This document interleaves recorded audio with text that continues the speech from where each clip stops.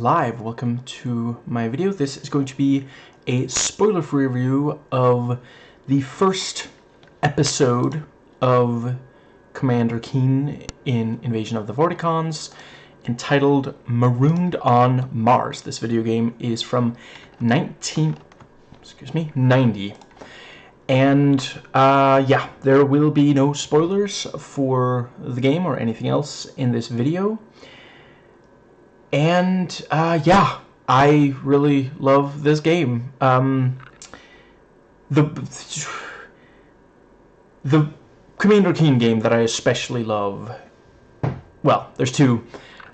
Let's see, I think it's called Goodbye Galaxy, technically the fourth overall. It was supposed to start the second trilogy, and Keen Dreams. Those were the first two I played. Only played these other ones later, so I'll probably have more to say when I get to those. But yeah, you know, when I do a series, I try to start at the start. I haven't played this game in some years now. I'm not 100% sure when I last played it, but I have played through it, you know. Oh, holy crap, did I really only play through it once? Maybe I only played through it once. Anyway, yeah. And I am gonna lean somewhat on my written review from, let's see, holy crap. Yeah, I wrote a review of this 20 and a half years ago. Holy crap. Anyway, and this is a game that you can still get, you know. It wouldn't be the first time or the last time that I did one you couldn't. But yeah, basically, you know, yeah, these were made by id Software, which, you know,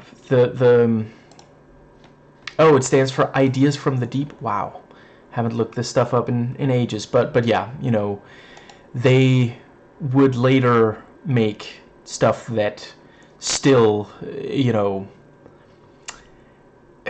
yeah, id also made Doom, which is still huge. I will be doing videos on the Doom games. I've already played the first two. I own copies of the other ones. Yeah.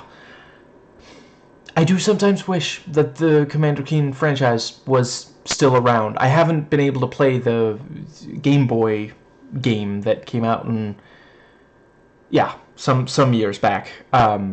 But I think that, you know,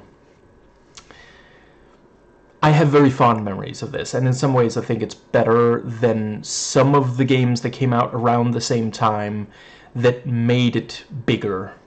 But anyway, yeah, so basically, you know, in the Commander Keen games, you play as Billy Blaze, an 8-year-old, and, you know, yeah, he puts on his older brother's football helmet and defends the Earth as Commander Keen whilst keeping all this a secret from his parents. And one thing I really do love about these games is they understand how 8-year-old boys think. It's kind of like how, you know, I haven't watched in ages, but the first 7 seasons of The Simpsons, at least, I can't speak to much past that, but the first 7 seasons of The Simpsons, clearly the writers understand the 10-year-old boy, you know, in their writing of Bart. And yeah, with the Commander Keen games, it genuinely, like, if I didn't know better, I would think they were made by 8-year-old boys, you know.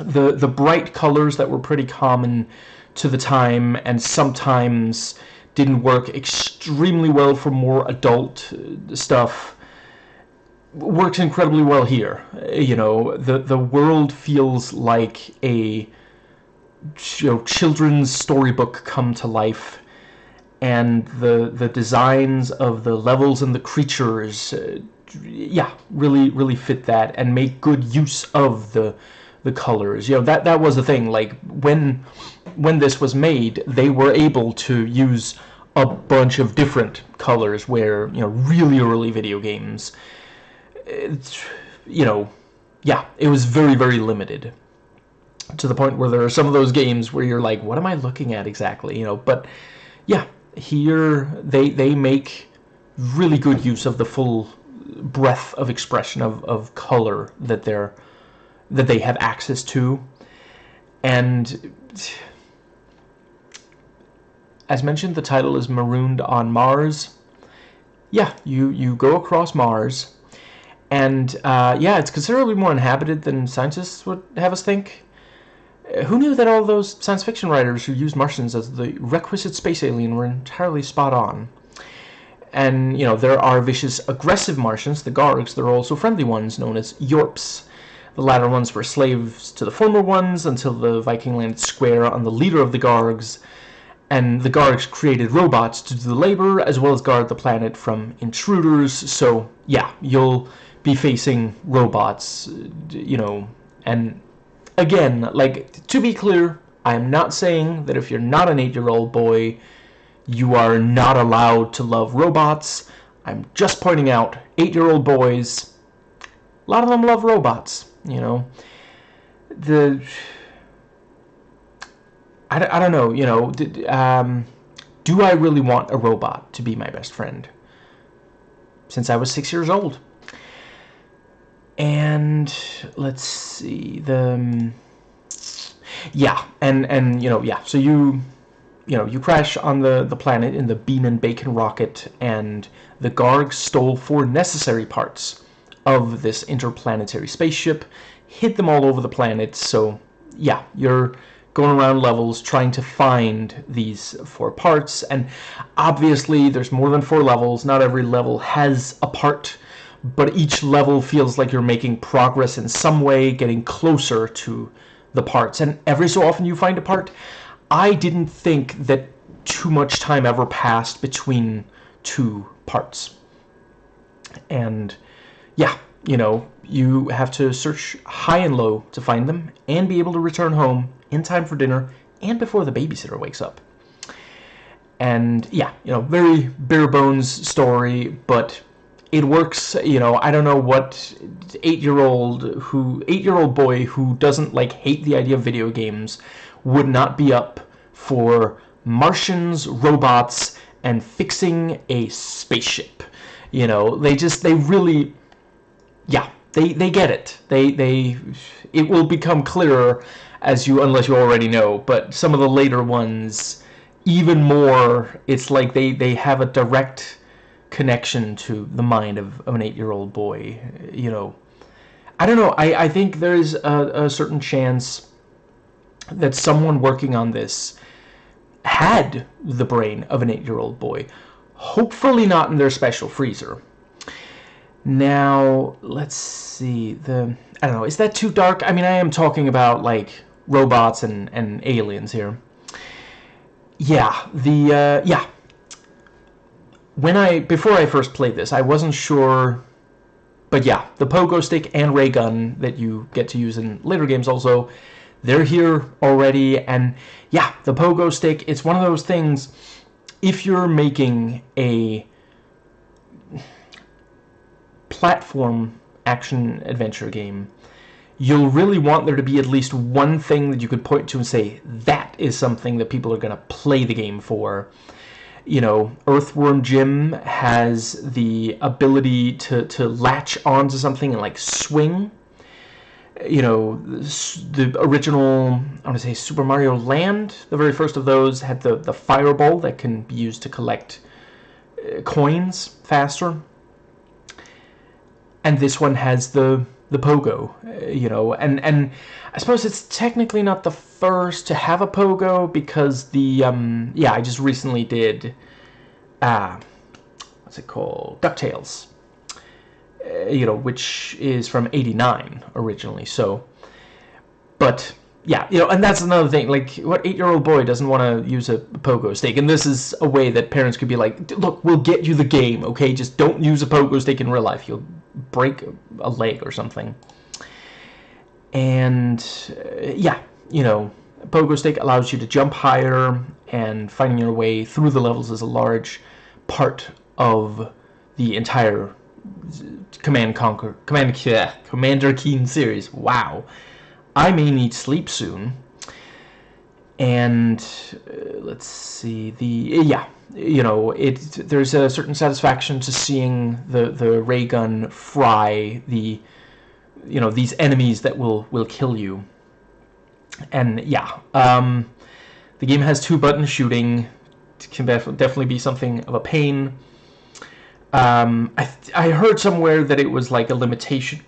They couldn't really do without it, and certainly, you know, it's not as frustrating as the DuckTales, Pogo. That's right. I'm not over that yet.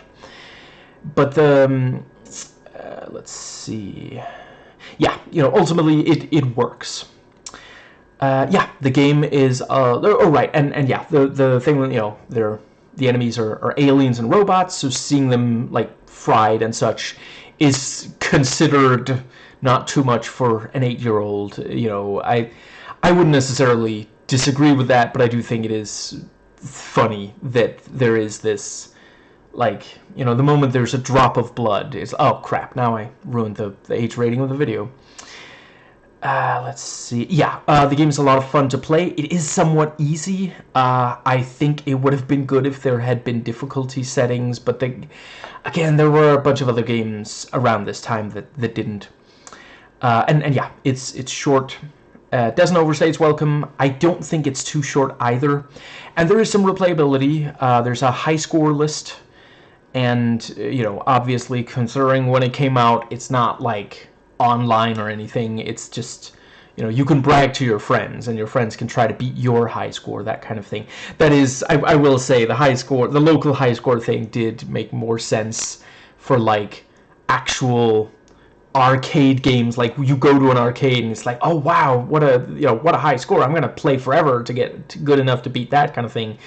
Less so when it was like, oh hey guys, check out my high score, so we're just gonna sit and play on your computer for hours. Okay, fair enough. And let's see, beats going outside. There are no robots outside. There weren't back then, at the very least. And yeah, you know, the over the course of the game, you know, you gather candy, toys, and such to get points.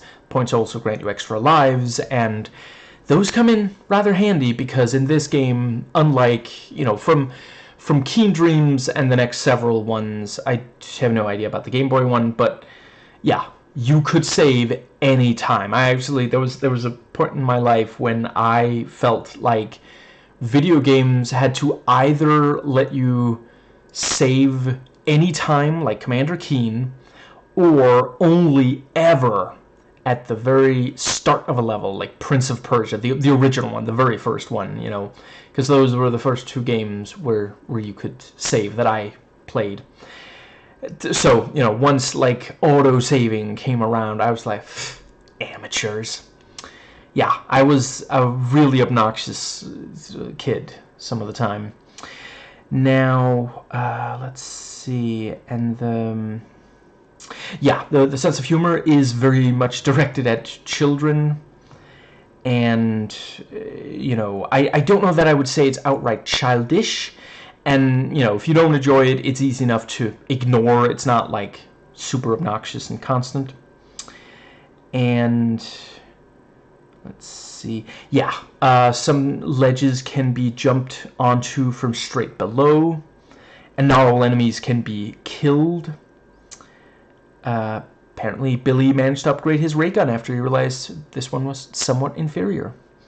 The sound is reasonable, obviously limited by, you know, the standards of the day, but yeah, it works fine. It is one of those games where, you know, they were a little too eager to have sound for everything that like should make a sound. And they didn't always stop to think, wow, this actually is kind of an ear sore? Is that a thing? You know, yeah. Some people might choose to play this with the sound off. I think that's perfectly fair. And you know, before you know, judge me too harshly, keep in mind, some of these games I did play back when they were these in the actual 1990s. And even then, I was like, "Ugh, that is not the best." Let's see. If I recall, they did get better over the course of. I think it's especially these first three, but yeah. Let's see. I think it is the sound of the ray gun, for example, can be kind of. And let's see the animation works pretty well, fairly smooth for considering. And let's see. Right, yeah. So I already mentioned some of the color palette. With these bright, appealing colors. It's pleasant to look at and makes you want to spend more time with it. Let's see, and the graphics do improve in the later games, as does. The movement becomes smoother, the gameplay even more engaging. And let's see, I think they do a good job of having the environments nicely varied. According to this game, it is not a barren, desolate wasteland, and human beings can walk on its surface.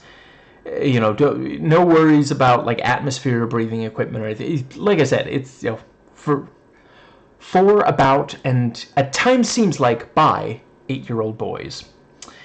And there are places where there's this it's like when you take water and you take it to an extremely low temperature and it gets like hard and really slippery.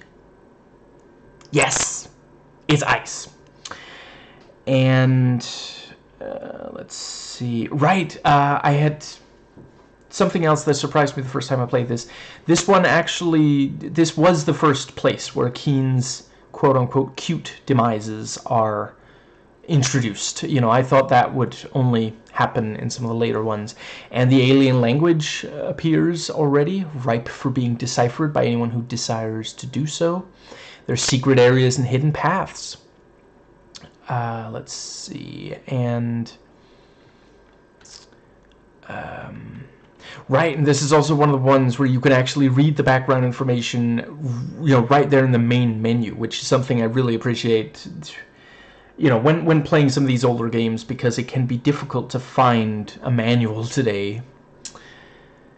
And let's see, I mean the like paper, manual. I'm not talking about the emu. And I will say, the low difficulty setting ensures most gamers, even the very casual ones, will be able to complete it.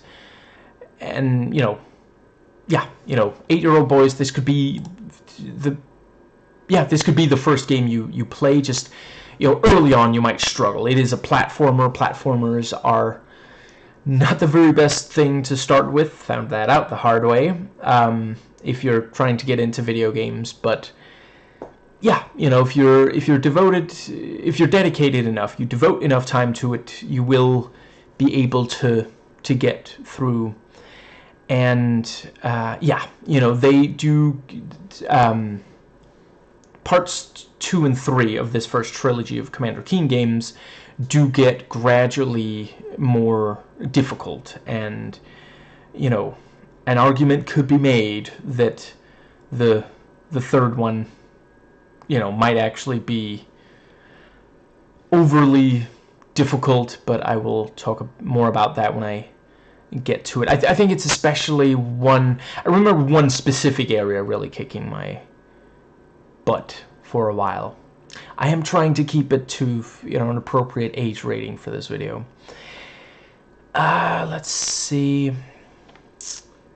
Last time I played it, it ran fine. Obviously you're gonna need DOSBox, but from what I understand, if you buy a digital copy, they will, at least some of the stores will just, incorporate DOSBox, so you don't have to install. Let's see. So as far as difficulty goes, if you play this one and you feel like, oh, I like that, I'd like something a little tougher, continue on with the next games. And if you're buying digital copies today, they put all the games together. I think, let's see, is this one of those cases where this one was maybe free or something? I feel like I've heard that, you know, certainly there was a time when that was how they did. Yeah, I am not going to spend forever trying to find it, but certainly, you know, let's see. Okay, yeah, here we go. Yeah. Let's see. There's a thing about... Yeah, the game was split into 3 parts to match Apogee's shareware model of giving away the first part for free to attract interest in the whole. And I'll definitely say, if this had been the first I played, yeah, I would want parts 2 and 3, you know, and yeah, it doesn't feel like a demo. Sometimes demo can almost be a bad word. You know, it's like, okay, so we're not getting a full thing. At least, you know, demos are usually free, although sometimes you'll... I remember for the PlayStation 1, at least, I don't know if they're still doing this, but you could buy... I guess today, probably not, with internet. You know, you can just download demos.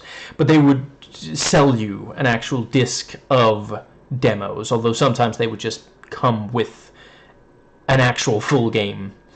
But yeah, I think that covers everything. Yeah, you know, it really did capture something that, you know, I'm not saying it was the only one or even the first one, but it felt like actual, you know, there were other games made for, like, kids that wouldn't necessarily star kids, or star kids for that matter, and not necessarily completely capture, you know, the sense of imagination and fun of childhood. You know, this was very much like the yeah, what's the word?